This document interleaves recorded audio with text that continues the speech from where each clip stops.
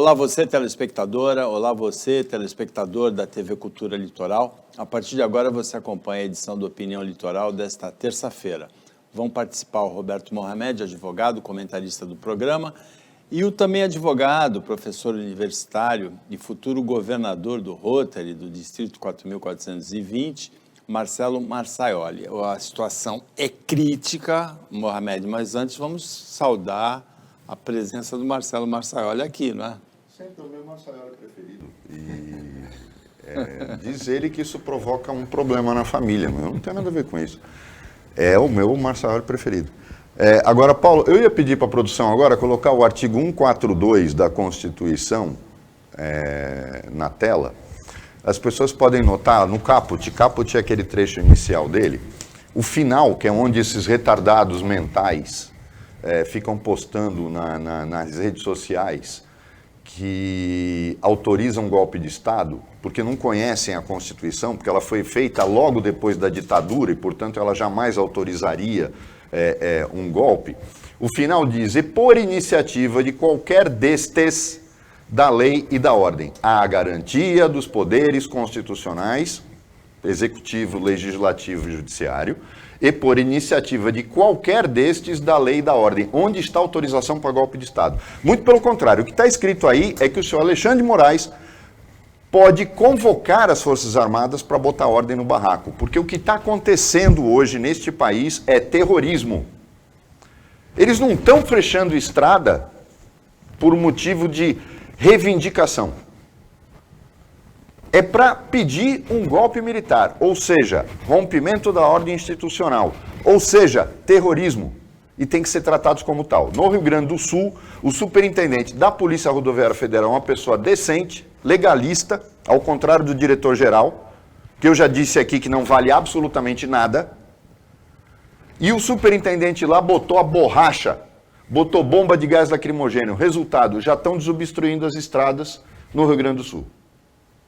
Agora, onde tiver gente legalista, porque tem que mandar prender o diretor da Polícia Rodoviária Federal. Eles estão usando crianças na estrada. Isso é coisa de covarde, safado e sem vergonha, para impedir a ação da polícia. Esses covardes são chefiados por um covarde maior.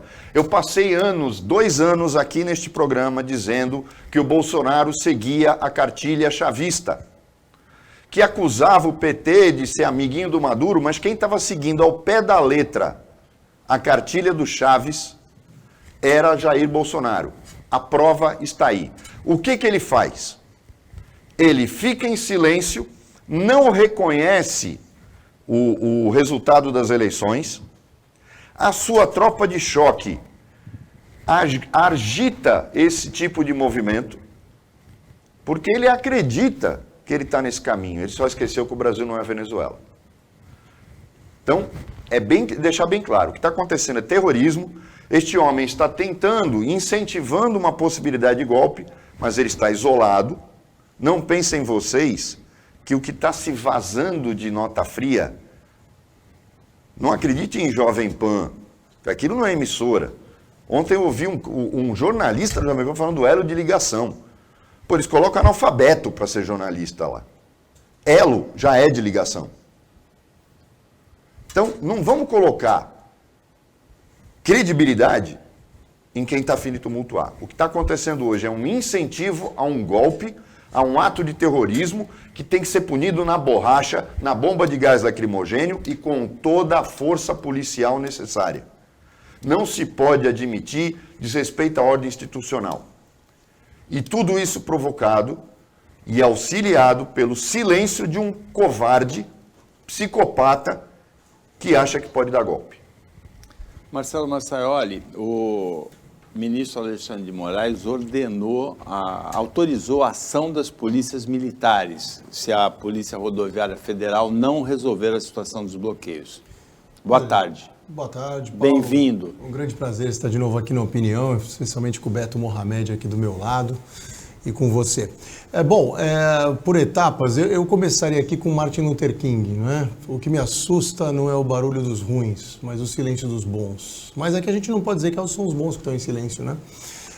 No fim das contas, o que a gente vê aqui, existe um consenso no STF formado muito rápido e até já com manifestações dos ministros indicados pelo próprio Jair Bolsonaro, de que não há como ter um Capitólio no Brasil.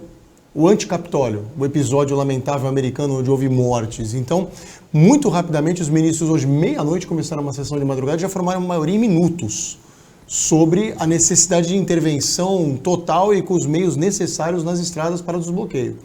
Então, isso é bom. O Supremo não caiu no golpe, ele não caiu na vibe, ele estava preparado para isso. Isso foi interessante assistir. E eu vejo até hoje nos grupos de WhatsApp, né, tirando meia dúzia de ferrenhos, imbecis, eu não tenho outro termo, né, para dizer que falam qualquer coisa, aplaudem esse tipo de coisa, eu vejo silêncio, eu vejo timidez até, em grupos de bolsonaristas, então, porque eles sabem que não está certo. É fogo amigo até. Os supermercados, a Abras hoje se manifestando, pedindo ajuda, falando, presidente, se manifesta aí porque está atrapalhando a gente, o supermercado que te apoiou. Entendeu? Então, assim, o que você vê é o seguinte, o Bolsonaro poderia vir a público daqui a pouco e falar assim, não, eu não tenho nada a ver com a categoria dos caminhoneiros. A partir do momento que ele não sai, fica em silêncio e assiste, ele é cúmplice. Ele torna-se cúmplice do crime. E a esperança do gabinete dele, do gabinete, eu digo, do núcleo duro dele, os familiares e meia dúzia, as Forças Armadas não estão com ele nessa, é a GLO. Que é o quê? Garantia da lei e da ordem, né, Beto? Garantia da lei e da ordem. Só que existe uma confusão imensa. Para o Exército, para as Forças Armadas irem para a rua, para a GLO, né, para garantia de lei e de ordem, é estado de calamidade, é comoção pública, não é o que a gente está vendo.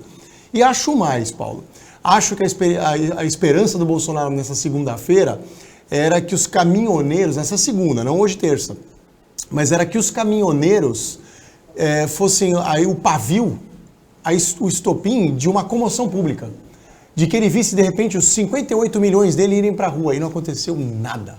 E não aconteceu nada, e não houve ninguém que aderiu, ninguém foi para a rua. Foram 50 atrapalhar uma alça de acesso em Guarulhos, causou um prejuízo imenso para quase 4, 5 mil pessoas que perderam 25 voos, Roberto. Voo internacional, avião de 200 pessoas, 50 pessoas vestidas lá com camisa de Bolsonaro, da seleção brasileira, porque parece que ele se apropria disso. E o Lula não usou o slogan do Deus acima de todos, mas no dia que o Bolsonaro podia ter isso, choveu, esfriou e vem a Copa do Mundo. E qual é o risco do Brasil ser campeão do mundo ainda? Então, tudo conspira mais a favor do Lula ainda. Agora, Paulo, é lamentável ver isso. É lamentável ver um cara que mostrou que, além de ter a rejeição maior que a do PT, é irresponsável, inconsequente e vou terminar com um adjetivo que pouca gente usa, infantil.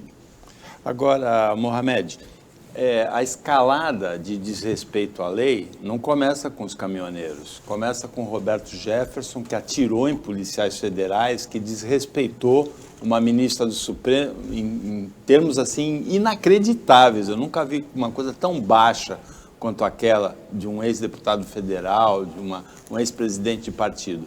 Continuou com a Carla Zambelli de arma em punho, correndo atrás de um jornalista depois de uma discussão e desagou depois da eleição nesses atos dos caminhoneiros. É uma escalada. Mas eles estão... a quantidade de mentiras que está sendo colocada é uma coisa impressionante. Por exemplo, no Carla Zambelli, o cara mandou ela para aquele lugar. Ela tropeçou no meio-fio e saiu perseguindo o cara armada. Foi isso que aconteceu. Se eu chego perto da Carla Zambelli, eu também mando ela para aquele lugar. Essa mulher me dá nojo. Aí ela vai sair atrás de mim com uma arma na mão? Como é que distorcem as coisas? Eu tenho amigos que eu sei que postam bobagens na internet porque querem ver o circo pegar fogo, mas eles já faziam isso antes, ele fala da mulher dele.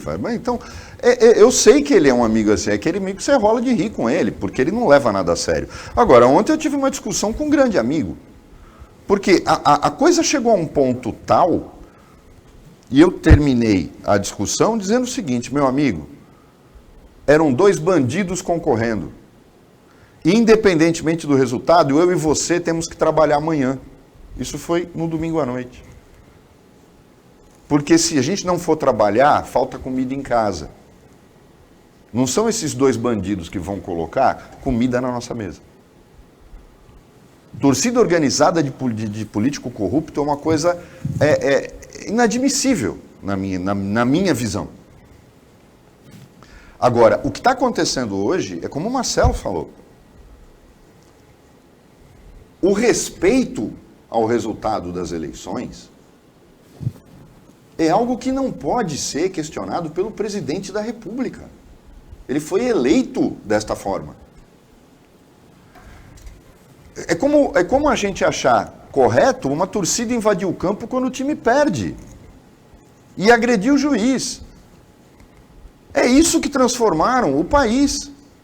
E o Marcelo disse bem, ele está subestimando todo mundo, porque aí ele segue a cartilha, como eu falei, esquecendo que o Brasil não é a Venezuela. Ele esquece que o contingente da Polícia Militar de São Paulo é 1/3 do contingente do Exército Brasileiro. Ele esquece que o nosso país tem características que não dá para comparar com nenhum país sul-americano ou centro-americano. Mas ele seguiu a cartilha, mas chega num ponto em que ele não consegue avançar. Ele não tem o apoio das Forças Armadas. Eu não sei de onde essa gente está tirando isso, porque ele vende essa aventura. Ele tem meia dúzia de maluco de pijama que apoia ele, mas nenhum dos 3 comandantes militares apoia essa loucura. E ele podia encerrar de uma forma: aceita o resultado e inicia o governo de transição. Ele não precisa abraçar o Lula nem beijar o Lula. Fala. Você sabe o que enfraqueceu mais ainda tudo isso, Paulo? Enfraqueceu que imediatamente após o resultado da eleição declarado, Damares veio a público falar que reconhecia, parabenizando o Bolsonaro, mas que reconhecia. Ricardo Salles, não tem choro. Ciro Nogueira se ofereceu para a transição. Hamilton Mourão ligou para Geraldo Alckmin para oferecer a mão para fazer a transição. E isso hoje, se você entrar em qualquer canal de notícias, vai estar lá, Bolsonaro muito irritado com seus aliados. Mas não tem, quer dizer, as pessoas não podem fazer a coisa certa que irrita ele. Então, assim, ele não está atrás do que é correto, do que é urbano e do que é republicano. Ele está atrás do que ele está afim de fazer. E isso não serve para o país mesmo. Então, ele ficou muito enfraquecido. Me dá a impressão de uma pessoa, de um político totalmente isolado hoje. Com o clã Bolsonaro do lado dele e mais ninguém. Nem as Forças Armadas, Paulo. Teve reunião hoje de manhã com o ministro da Aeronáutica, Exército, enfim. Não produziu nada. Acabou a reunião, 8h40 da manhã já tinha o ministro indo embora. Não saiu nada. E hoje, talvez ele venha a público se manifestar de algum jeito, teremos alguma teoria nova de conspiração contra as urnas, hein? Pode esperar. Vem alguma coisa aí, porque está todo mundo em silêncio. Só que, de novo, ele será a voz isolada. Todos os aliados dele reconheceram. O Tarcísio foi peremptório quando acabou a eleição. Burnier perguntou numa entrevista, Roberto, perguntou para ele, o presidente Bolsonaro irá reconhecer o resultado? Ele cravou, claro que sim. Então agora até ele fica sem graça, né? Zema também, ninguém questionou. Ninguém está falando de teoria de conspiração. O mais grave disso, Paulo, é que, como o Marcelo disse, ele vai vir com uma bomba e eu acho que ele vai botar fogo. Ele vai riscar um fósforo em cima da gasolina. Porque ele não tem mais alternativa, ele perdeu o apoio de todo mundo. Não tem mais ninguém apoiando ele, a não ser Carla Zambelli, o Guinho, Zezinho, Luizinho, só aquele núcleo duro dele que não representa nada politicamente. A questão é muito simples, não houve fraude, como não há fraude na questão das urnas. Nunca houve. Nunca houve, havia no tempo do papel, do voto de papel. Quer dizer, agora, é surpresa isso? Gente, este homem saiu do Exército porque foi comprovado que ele era um dos mentores, como tenente, de um golpe terrorista. Eles iam preparar um Rio Centro para dar certo, porque ele não se conformava com o fim da ditadura. Isso foi antes do governo Collor, foi no governo Sarney, durante a Constituinte. Vejam, descubram, falem, vejam a trajetória real deste cara, desse psicopata. Agora, como é que um cara que planeja um ato terrorista no Exército e que negociou o arquivamento do processo no STM de forma vergonhosa, porque ameaçou entregar os oficiais de alta patente que estavam envolvidos no golpe, como é que esse homem tem moral para falar de república? Para falar de Chaves, de Maduro? Ele está querendo fazer igual. Este homem é um perigo para qualquer ser humano conviver com ele. É inadmissível o que está acontecendo. Agora, se ele riscar o fósforo, aí sim, na minha opinião, as Forças Armadas, aí é estado de calamidade. Aí as Forças Armadas têm que intervir e têm que limpar a rodovia, têm que limpar a sujeira toda que esse homem representa. O Opinião Litoral volta depois do intervalo, bem rapidinho.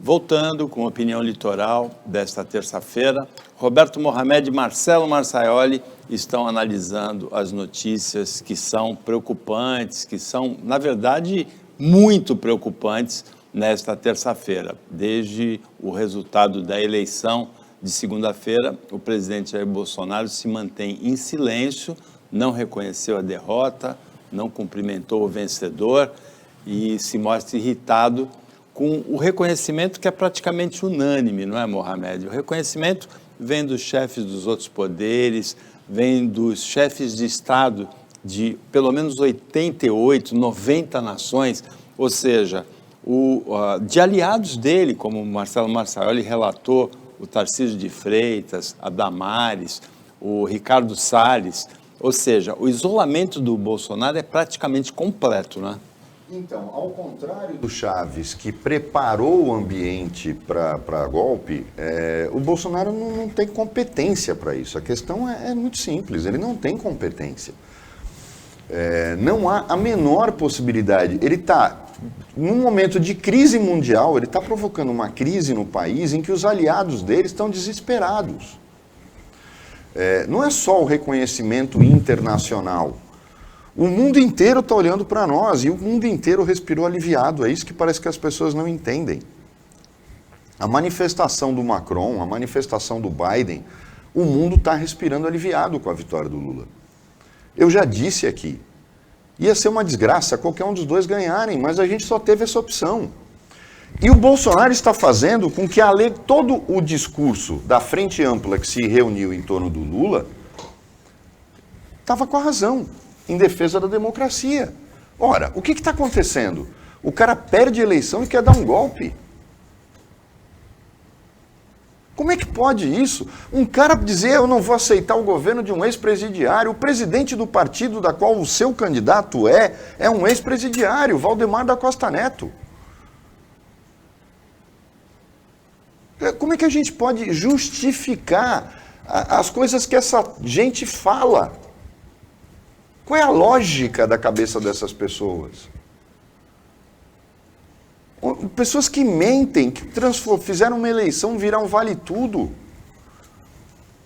Muito pior do que o PT fez quando estava no poder.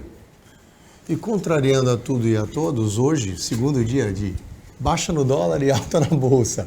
Ou seja, o mercado internacional, ele viu o Lula com bons olhos e sempre viu, né? Eu entendo o seguinte, o Bolsonaro assina aqui para mim a sentença de morte dele. Por quê? O pior projeto para a direita hoje seria daqui a 4 anos lançar o Jair Bolsonaro de novo. Seria o pior projeto de todos. Né? Se a direita for inteligente, ela enxerga o seguinte, o Lula não tem sucessão. Guilherme Boulos não é o Lula. É muito mais radical, é outra pegada, não tem o simbolismo que o Lula tem, não tem o carisma e não é um político tão hábil quanto é o Lula. Então, é um cara que poderia chegar muito difícil aí no calcanhar do Lula. A direita tem 2 caras que podem chegar, o Zema e o Tarcísio. A direita precisa enxergar agora que foi um passo para trás para tentar dar 2 para frente. Se ela não enxergar isso, ela vai correr o risco de dividir forças e de repente o Geraldo Alckmin sobe e tenta concorrer. Então, precisa ter visão, né? Como diria Lion dos Thundercats, além do alcance. Né? Você precisa olhar na frente. E eu não vejo isso. Agora, o bolsonarismo ele pode continuar vivo, mas sem a cabeça da hidra, sem Jair Bolsonaro em cima, ele vai perder muita força, especialmente porque o Jair Bolsonaro não tem cargo. Ele tem tanta inimizade com todo mundo que ele não tem onde se encaixar hoje. Então, acho que para a extrema, para os extremistas, o futuro é sombrio. Não tem para a extrema-direita, para o bolsonarismo raiz, eu entendo que ele pode continuar, mas não para executivo, não para a cabeça do Executivo Federal. Então eu acho que esse tem que ser um projeto de direita para daqui à frente, até porque o PL ele racha no meio, né, Roberto? O PL agora racha no meio entre bolsonaristas mais radicais e fisiologistas, né? Para o nosso telespectador entender, o fisiologismo são os materialistas, aqueles que querem emenda, projeto e benefício em troca de apoio, porque o Lula vai atrás. Tem 200 no centro e muitos são do PL. Agora veja, Marcelo, quase 60 milhões de votos, mais de 58 milhões de votos, é um capital político expressivo, muito considerável. É a segunda maior votação da história do país, só perde para a do Lula nesse ano. Esse capital político deveria ser tratado com carinho, claro, né? Deveria ser conservado. E você precisa fazer uma avaliação do seguinte, né, Paulo? Desse capital político todo, quantos são bolsonaristas e quantos são antipetistas? Isso tem uma diferença gritante. De né? qualquer maneira, foram pessoas que digitaram o número do Bolsonaro na urna eletrônica no domingo. Tiveram o estômago de fazer isso, mesmo não aprovando o Bolsonaro, né? Então, eu acho que se ele tratasse com carinho isso, se ele tivesse um mínimo de decência, de inteligência política, ele tratava isso com carinho visando lá na frente. Não, para variar, é com o fígado, para variar. Jair querendo ser Jair. Ele não conseguiu durante 4 anos ser a instituição República Federativa do Brasil, 6ª maior democracia do planeta. Ele não conseguiu. Essa foi a falha mortal. Como deputado federal, ele podia ser Jair, porque ele transitava por uma minoria um nicho. E com um discurso muito radical e de ódio, e tinha um nicho. Mas é um nicho de 1 milhão, 1,5 milhão. Para executivo, ele precisava vestir o manto da instituição e ele nunca conseguiu ser a instituição. Ele nunca deixou de ser Jair. E um presidente da República, ele precisa deixar de ser aquilo. O Lula, ele vai deixar de ser PT. Né? Ele vai deixar de ser PT, sendo PT, mas ele vai saber mostrar isso. Ele vai compor, coisa que o Jair não consegue compor. Ele brigou com todo mundo. Nesses 4 anos, Paulo, toda semana a gente amanhecer na segunda-feira com quem será a briga esta semana. E não qual será o projeto, qual será a grande obra, qual será a estrutura. Você fala há anos da política de segurança nacional, mais uma vez não saiu daquele presidente que pregou tanto a segurança, a tolerância zero com a bandidagem. Cadê a política nacional de segurança que você fala para mim desde que a gente faz programa de rádio e de TV juntos, mais de uma década daqui a pouco? E nunca, nada. Educação, saúde, nada. A gente não amanhecia uma segunda-feira com um projeto. Roberto Mohamed, o Lula vai fazer um governo de frente ampla, de coalizão, de reconstrução política do país? Ele não tem alternativa, ele tem que fazer isso. Para ele chegar no número de 300 deputados, que é o que ele precisa, ele já está negociando uma aliança partidária. Ele não pode correr o risco de ficar negociando individualmente. Então, por essa razão, pouca gente entendeu por que ele está buscando o PSDB e o Cidadania, que, para quem não sabe, estão juntos. Ele está buscando uma formalização de aliança, porque houve o apoio das lideranças do PSDB, mas, por exemplo, o Eduardo Leite ficou neutro, o Rodrigo Garcia fez o upa-upa no colo do Tarcísio, né? Então ele precisa trazer o partido PSDB, a instituição PSDB, fazendo um apoio formal nessa aliança, assim como Cidadania. A gente já ouviu aqui o Roberto Freire falando que, sem dúvida nenhuma, isso vai acontecer. As grandes lideranças do PSDB querem retomar o partido que o Dória destruiu. Sem dúvida nenhuma, vai ser ele vai migrar para formar essa frente ampla de governo. Isso significa que o governo Lula vai ter que negociar algumas pautas que os petistas consideram tão importantes, mas que eles não vão poder jogar agora no Congresso, porque ele sabe que não vai passar. Então, ele vai fazer um governo de centro-direita, de centro-esquerda, e mais para o centro. Porque sem o centrão ele também não governa. Só que com o centrão e formalizando a aliança que ele tem entre MDB, PSDB, Cidadania, o que vai acontecer? Mas o PSD... E o PSD do Kassab. E o PSB. O que vai acontecer? Ele passa a ter até maioria para aprovar a emenda constitucional. Exatamente. Ao contrário das bobagens que estão falando. Ele não vai ter o Congresso contra ele. Ele consegue aprovar emendas constitucionais e consegue fazer um governo de reconstrução. A grande confusão é que na eleição do Congresso, as pessoas falam assim, não, mas agora o Bolsonaro, ele tem a maioria da Câmara. O próprio Bolsonaro lançou esse conceito na campanha de rádio e televisão do segundo turno. Mas ele não tem a maioria de radicais bolsonaristas, é isso que é. Você não pode falar assim, ele tem 130, os 130 são radicais de oposição, combativos, guerrilheiros. Não são. Então, é isso que eu falo. Onde você acha que o Lula vai mirar? Os que são mais fracos. E tem os mais fracos. Tem os mais combalidinhos, que agora estão órfãos.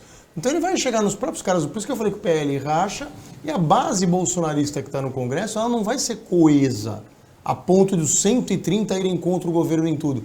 Os caras não são bestas também, né, Paulo? Eles têm algumas coisas aí que eles têm que ir junto com o governo, eles têm que surfar a onda junto, senão viram persona não grata. A gente vê o que aconteceu com alguns candidatos de sucesso de voto na outra eleição, tiveram 25 mil votos, 30 mil votos agora. Então isso acontece, isso é um fenômeno brasileiro, isso pode acontecer. Agora, eu entendo que se o Lula ele vai fazer um governo muito diferente do que se espera. O que o Roberto falou, amanheceu segunda-feira, a gente foi trabalhar. Não apreenderam o meu carro, os meios de comunicação não foram censurados, a minha poupança, eu não tenho poupança mais, mas vocês entenderam o trocadilho, não foi confiscada. Enfim, não viramos a Venezuela e a vida continuou e os mercados estão em alta e o mundo inteiro está esperançoso com o Brasil.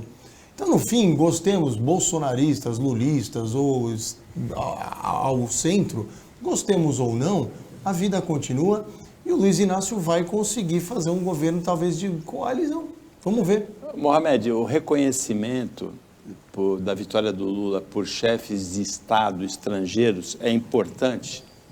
Já começa pela própria primeira-ministra da Itália, que é fascista. Ela reconheceu e fala da amizade profunda entre Brasil e Itália, embora eu diga, e eu entendo isso até de outra forma, porque eu já cansei de falar aqui, que a Itália é o Brasil da Europa. A Itália é o país mais avacalhado da União Europeia. O italiano ele tem um coração brasileiro, ou o brasileiro tem um coração italiano, não sei se é por causa quando eles vieram, eles foram tão fortes na influência na colonização. A Itália é o Brasil da Europa. E agora, ela fez uma nota reconhecendo e cumprimentando o Lula, não tem mais o que discutir. O Bolsonaro, o problema todo é que eles não estão enxergando que eles vão destruir o mito. Porque se o mito se queimar, ele é apeado do poder antes de dezembro. Se ele representar um perigo, Paulo, para as instituições, ele pode ser afastado. Não é só o impeachment. Porque muito pouca gente sabe, o processo de impeachment é demorado. Mas, por exemplo, se ele fizer uma coisa dessa, o Senado vota em uma semana o início do processo, porque quando inicia o processo ele é obrigado a se afastar. E não é o Senado novo, onde ele tem é o Senado velho. É o Senado velho. Senado então, se ele começar a mostrar que ele é uma ameaça às instituições, o Senado afasta ele em questão de uma semana. Vamos conversar depois do intervalo sobre as possibilidades para esses últimos 2 meses, que começam hoje, os últimos 2 meses do mandato de Jair Bolsonaro na presidência da República.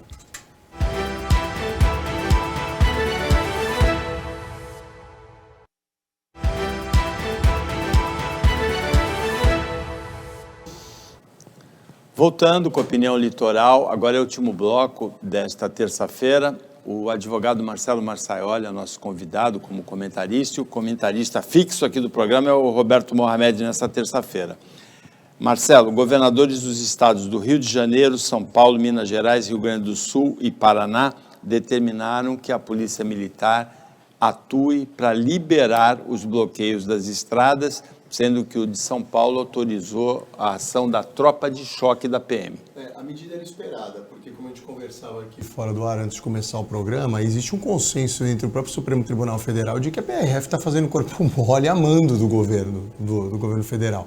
A Polícia Rodoviária Federal, não é possível que seja tão leniente como foi. Chama atenção a presença aqui do Rio de Janeiro, que é um estado governado por um governador assumidamente bolsonarista. Não, e a superintendência da Polícia Rodoviária Federal falar, o que eu faço? Pelo amor de Deus, né, Paulo? Aí não tem condição nenhuma. Então, as PMs, quando entram no circuito, elas estão cumprindo ordem dos governadores, ainda que seja com a chancela do Supremo ou de quem seja. eles estão cumprindo ordens dos governadores. E eles vão desobstruir o que tiver que desobstruir. Não vai deixar faltar gasolina em posto de gasolina, abastecimento nas feiras livres ou nos supermercados. Eles vão usar da força, se precisar usar da força, eles estão autorizados a isso. Agora, estados extremamente bolsonaristas também, né? Você acabou de falar de um, mas vamos falar do Paraná. Santa Catarina. O Paraná, Santa Catarina.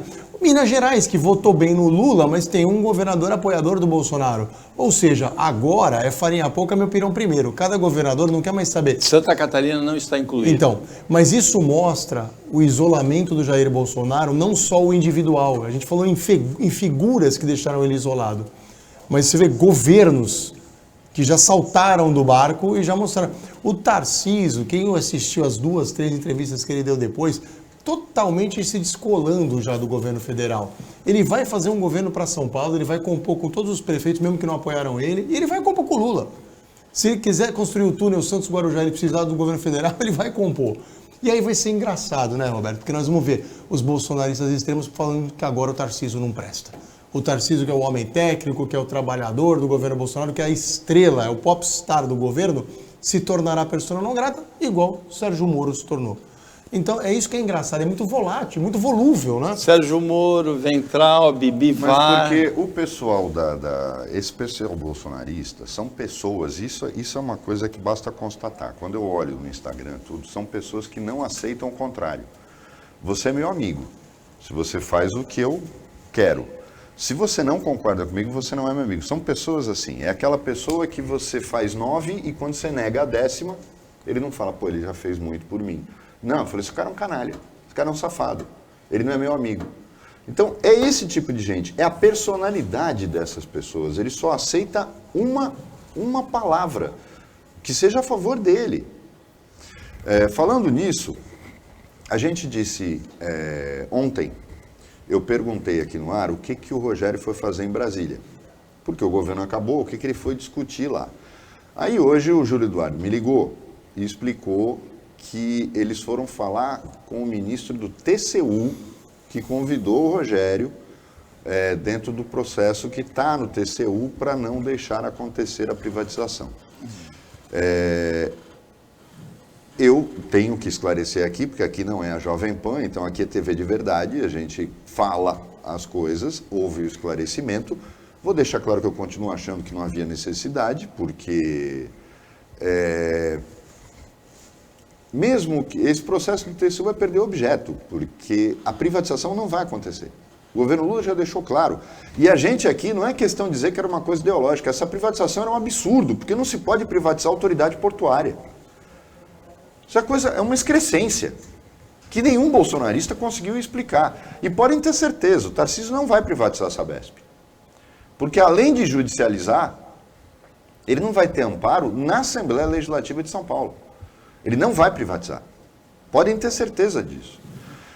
Tem umas coisas que a gente não conseguiu abordar até na segunda, porque, lógico, a gente estava falando repercutindo a eleição, mas eu queria que nesse bloco a gente falasse disso para não ficar o tempo todo falando do psicopata.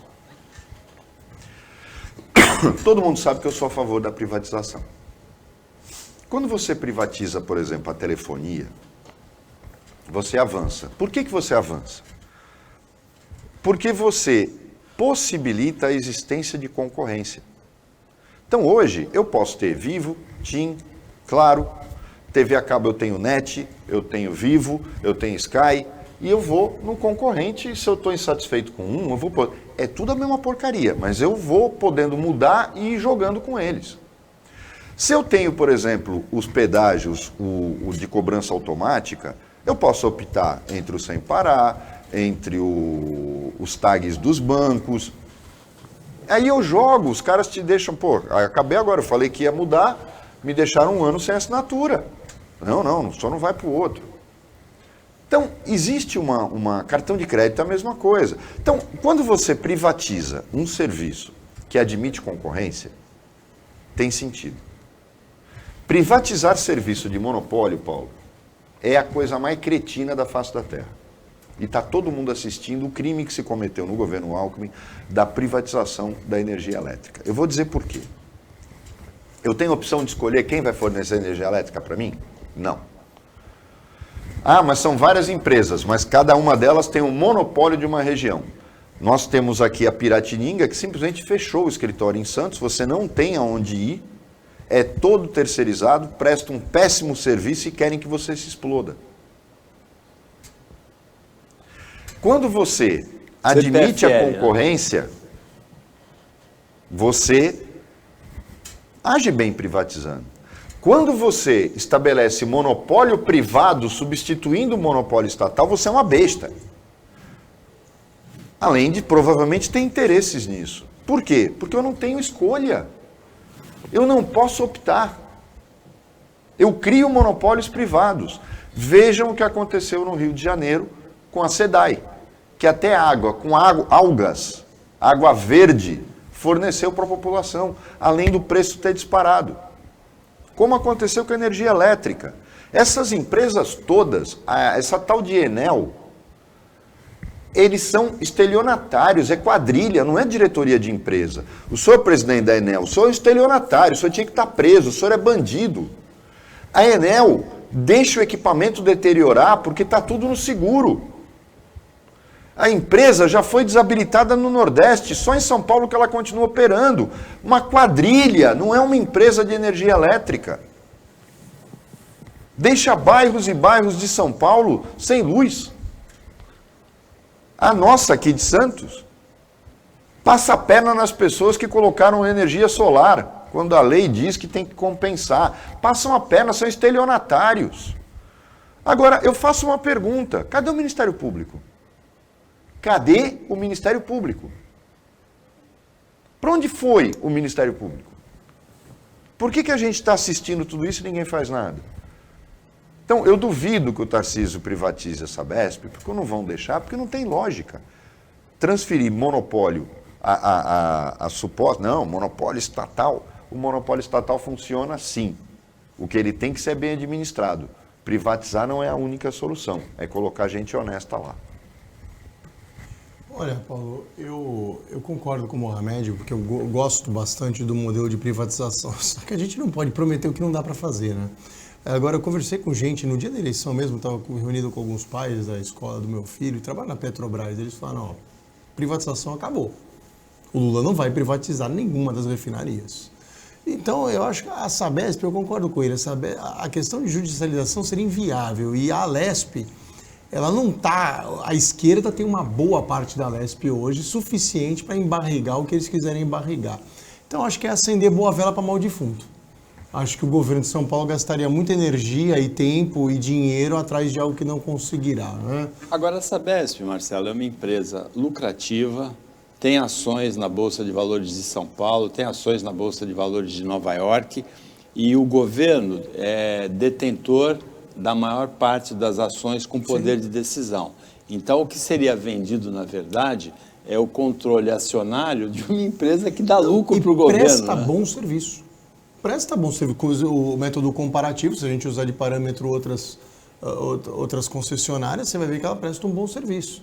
E o grande câncer da Sabesp é o furto de água, né? Escapa para tudo que é lado. Quem já assistiu é assustador. O poder público é tão incompetente que ele não consegue fiscalizar a quantidade de água que é roubada. Mais do dobro da água que é paga é roubada. Então, é esse o grande problema. Agora, se você me permite, acabaram de anunciar aqui que o Bolsonaro chamou os ministros do STF para uma conversa. Eu olhei aqui quando a gente estava no intervalo e Gilmar Mendes está tentando articular essa conversa. Então, o pronunciamento sai hoje. Vamos fazer uma aposta aqui? Sai hoje. E vamos apostar também o seguinte, será de extrema vitimização. O golpe da mídia, eu estou apostando nisso. O sistema. Eu acho que o sistema da mídia e o judiciário que não conseguiu dar igualdade de partes. Ele não conseguiu fazer um sistema isonômico na eleição. Porque... Isso dito por um governo que nem não houve na história desse país um uso tão intensivo da máquina a favor dele, a ponto de transformar o 7 de setembro num comício. E ele vai tentar dar uma de Arnold Schwarzenegger no Exterminador e falar, I'll be back, eu voltarei. Eu acho que ele tenta isso. Agora, lamentável a gente pegar agora, ver a Carla Zambelli se manifestando nas redes, parabéns caminhoneiros, não esmoreçam e permaneçam. Aí é um pouco demais, né, Paulo? Você pode ser fanática pelo seu líder da sua seita, mas até aí você incentivar um negócio que está machucando Eu acho a que ela economia só do país deu- inteiro, Ela só deu mais uma sentada na cassação. eu também Porque acho. o que ela fez agora não é atitude Porque de uma deputada federal. a gente não pode esquecer o seguinte, e me assusta a gente defendendo a conduta dela. Olha, mas o cara xingou ela. Eu falei, filho, ela saiu correndo numa rua com uma automática na mão. Se ela tropeça, a arma dela cai, ou a arma dela na mão dela escorrega no gatilho, ela mata uma criança, um adulto, um inocente que está passando ali. Você não empunha a arma em ninguém, nem a polícia faz isso. Até travado eles usam de vez em quando não é necessária tanta força. O cara fugindo dela, ou seja, a tese de legítima defesa cai por terra, porque ela perseguiu o cara. O cara tá errado de xingar? Claro que tá. Você não tem que discutir xingando os outros que isso Depende, com daquilo. a Carla Zambelli eu acho que às vezes é mais forte que a gente. entendeu? Mas, assim, ironias à parte, você não persegue ninguém com uma automática na mão. E Agora- ela tem porte. Isto é o pior de tudo. Isto mostra o que acontecerá se a gente tiver uma liberação a Bangu das armas no país. Mas eu acho que tiver- isso aí reverte. Vai haver um dos primeiros atos do Lula vai ser revogar todos os decretos do Bolsonaro Isso eu em também relação à questão do armamento. Primeiro dos sigilos e depois do armamento. Agora, Como o Biden fez com aqueles decretos absurdos. de qualquer do maneira, Trump. o Bolsonaro, já no final, na reta final da eleição, ele falou que o sistema esteve todo contra ele. E, na verdade, foi a eleição com mais denúncias de assédio eleitoral por parte de patrões e empregados, e era assédio favorável ao Bolsonaro. Mas ele é mentiroso, ele está criando ele cria uma ficção.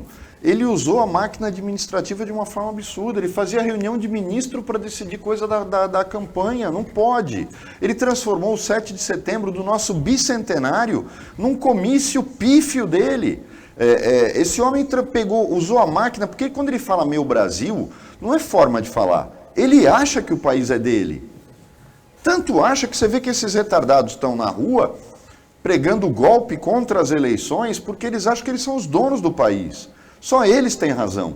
Experimenta conversar com um bolsonarista. Eu achava que eles eram iguais aos lulistas. Mas o lulista, ele não aceita, mas ele não quer te bater. Ele é inofensivo. O bolsonarista, ele fica tão nervoso. Eu vi esta cena no domingo. No domingo.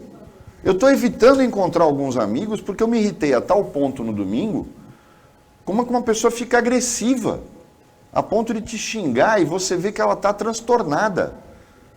O bolsonarista é muito pior que o lulista, porque ele tenta impor a força quando ele não ganha na discussão, e eles nunca ganham na discussão. O que a gente pode esperar desses últimos 2 meses? O que a tua bola de cristal mostra aí, Marcelo? Olha, Paulo, não é bola de cristal. Eu acho essa reunião com o Supremo hoje, acredito que a portas fechadas, ele vai escutar um sonoro. Prepare-se se você continuar fazendo isso, porque nós vamos atrás de você. Eu acho que eles vão deixar muito claro isso para ele, vai haver consequências. E pode ser que ele retraia, como muitas vezes ele retraiu nos 4 anos, né? Ele muitas vezes, não, que eu vou fazer, que eu vou extinguir o seu trabalho, que eu vou extinguir o STF, que eu vou acabar com a Globo, e não realizou nada. Então, late muito e faz pouco. Basta ele fazer uma manifestação urbana, mas a transição, Paulo, vai ser engraçado. No dia 1º de dezembro, ver o Lula subir, o 1º de janeiro, o Lula subir a rampa e ele ter que entregar a faixa. Ele não vai entregar, eu faço essa aposta com qualquer porque seria Quem uma vai perda entregar é o Mourão. desportiva política que queimaria ele com muito bolsonarista. E muitos eleitores que votaram nele, não os raiz, mas aqueles que votaram na esperança, não votam mais. Votam no Zema, votam no Tarcísio, num processo de autofagia na próxima eleição. Porque se o Bolsonaro sair candidato, ele vai dividir votos. E aí a esquerda pode crescer, é o que eu falei no bloco anterior. Eu tenho certeza disso. Eu aposto que ele não vai passar a faixa para o Lula. Vai ser o Mourão.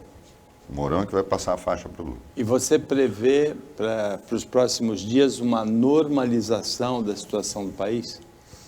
Eu acho que borrachada resolve. Se as PMs forem para a rua e dar borrachada, porque esses caras não ouvem outro argumento. Você não conversa com essa gente. Você tem que dar a borrachada. Se a borracha descer, a gente tem em 2 dias acaba a festa. Porque eles são covardes. Eles são covardes. Eu tenho sim preocupação com um pequeno grupo que foi armado deliberadamente por ele, porque sempre teve uma Milícia. ligação profunda com as milícias. Mas como elas estão centradas no Rio de Janeiro, a gente ainda não trouxe esse modelo para São Paulo, e espero que o Tarcísio não traga, as milícias estão focalizadas no Rio de Janeiro. Então eu acho que a gente não tem esse perigo, né? Não tem logística para espalhar essas milícias pelo Brasil. Por exemplo, a surra que o Lula deu nele na Bahia, por exemplo. Você consegue imaginar as estradas baianas paradas? Não. Não. Os baianos vão lá e botam fogo nos caminhões. Então a coisa vai ficar muito feia. Chegamos ao final desse Opinião com notícias preocupantes, com análise de uma situação preocupante, né, nesse segundo dia após a eleição no Brasil, agradecendo aos comentários do Roberto Mohamed e do Marcelo Marçaioli, o trabalho da equipe técnica de jornalismo do Sistema Costa Norte, e agradecendo a você que acompanhou a gente mais essa edição. Até amanhã, nesse mesmo horário, de 15 para 1 na hora do almoço, pouco depois da meia-noite na reapresentação, e uma ótima terça-feira para você que você merece.